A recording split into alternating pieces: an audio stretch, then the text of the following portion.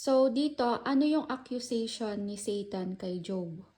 Basahin natin yung 1 Timothy 5:8. Ang sino mang hindi kumakalinga sa sariling kamag-anak, lalo na sa sariling pamilya, ay tumatalikod na sa pananampalataya at masahol pa sa mga hindi mananampalataya. So ayun yung accusation niya. And sinasabi na kumbaga may kapabayaan sa mga anak, no? And kaya it means tumalikod na sa pananampalataya, which is not true. Dito, hindi actually kapabayaan kundi kakulangan. Like I said sa previous Bible study natin, faith and prayers without action is dead.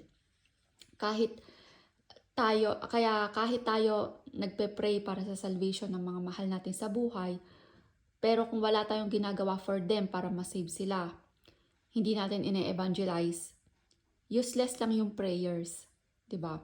So dito akala ni Job sapat na yung pag-susunog ng offerings sa Diyos para ma-save ang mga anak niya. Pero hindi yun sapat. Akala lang niya sapat na. So dun siya nagkamali. So it's not actually a sin but a mistake. And hindi rin kapabayaan kundi kakulangan. So dito kailangan patunayan ni Satan yung paratang niya kay Job. And actually dito nga pinagtatanggol pa nga ng Diyos si Job Sinasabi nga kay Satan, nakikita mo ba kung gaano ka-righteous ang anak ko? Kumbaga mali yung paratang mo na sinasabi mo na hindi siya sumasampalataya sa akin. And kaya sinabi ni Satan na kaya lang siya sumasampalataya sa'yo kasi binibigyan mo siya ng maraming blessings. Tanggalin mo yan lahat, ewan ko lang kung mahalin ka pa niya. Kaya kumbaga si God sinabi na, sige, patunayan mo yung sinasabi mo. Kaya binigyan ng permission, no? Kumbaga sa husgado, dapat may ebidensya, di ba? So dito, nagkaroon ng authorization si Satan na i-tempt si Job. And dito, ang temptation is to abandon God.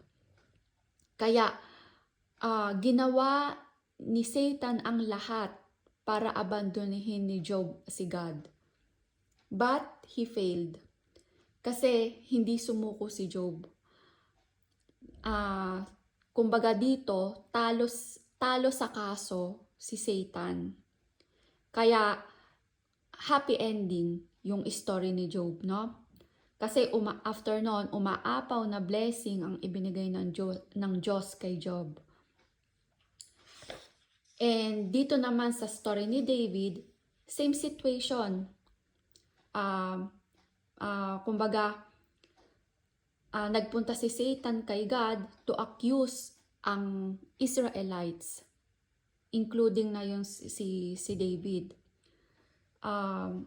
And dito, nakasulat na galit ang Diyos sa mga Israel.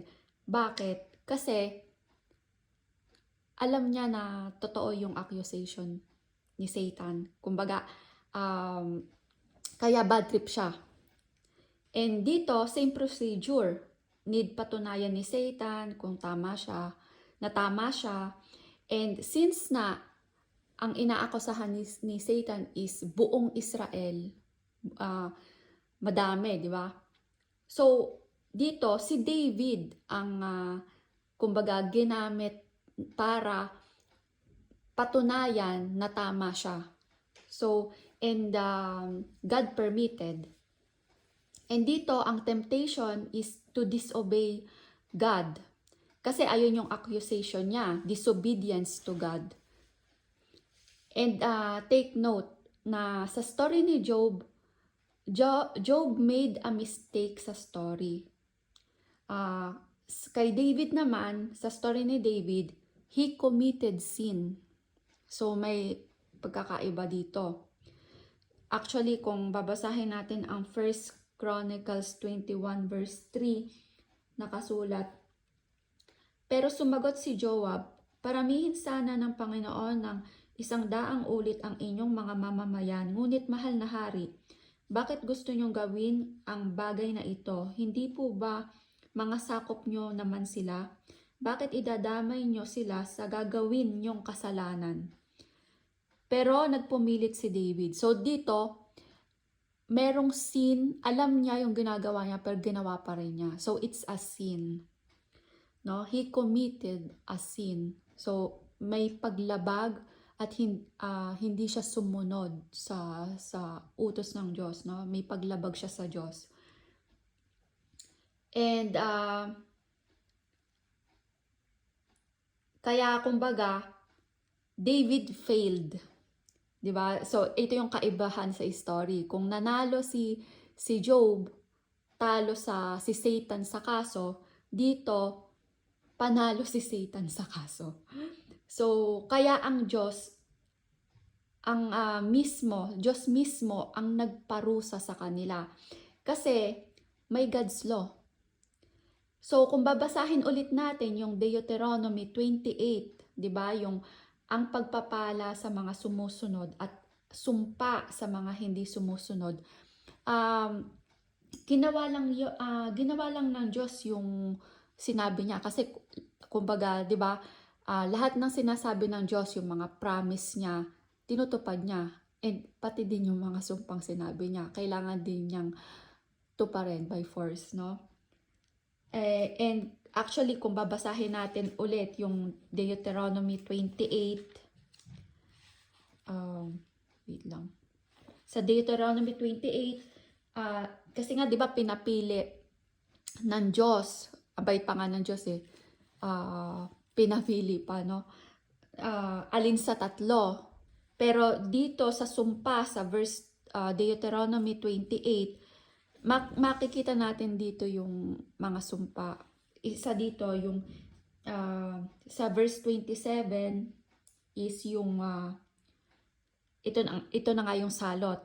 Pahihirapan kayo ng Panginoon sa mga bukol na ipinadala niya sa mga Ehipsyo. Patutubuan niya kayo ng tumor, pangangati at galis na hindi gumagaling. So, di ba ayun yung isang kumbaga isa sa mga kung pinapili ng Diyos, di ba? Isa sa mga option, Isa sa mga option. And yung isa naman sa verse 39, magtatanim kayo ng ubas at aalagaan ninyo ito, pero hindi kayo makakapamitas ng bunga nito at makakainom ng katas mula rito dahil kakainin ito ng mga uod. So dito, merong taggutom. So ayun na nga yung another option, di ba? 3 years ba na taggutom? Tapos yung another option is yung sa kalaban, di ba? Yung sasakupin sila ng kaaway. And dito sa verse 49 ng Deuteronomy, ipapasalakay kayo ng Panginoon sa isang bansa na mula sa malayong lugar sa dulo ng mundo na hindi ninyo maiintindihan ang salita. Sasalakayan nila kayo katulad ng pagsila ng agila sa mga kaaway. So kumbaga dito nakasulat lahat yung sumpa. So kumbaga hindi natin pwede sabihin sama naman ng Diyos, kailangan talagang And dito ang bait pa nga ng Diyos kasi kumbaga ang pinili niya is yung 3 araw na nasalot, 'di ba? And ayun nga, sa 3 araw na yon naawa pa. So ganun kabait ang Diyos. Naawa pa siya sa mga Israelites.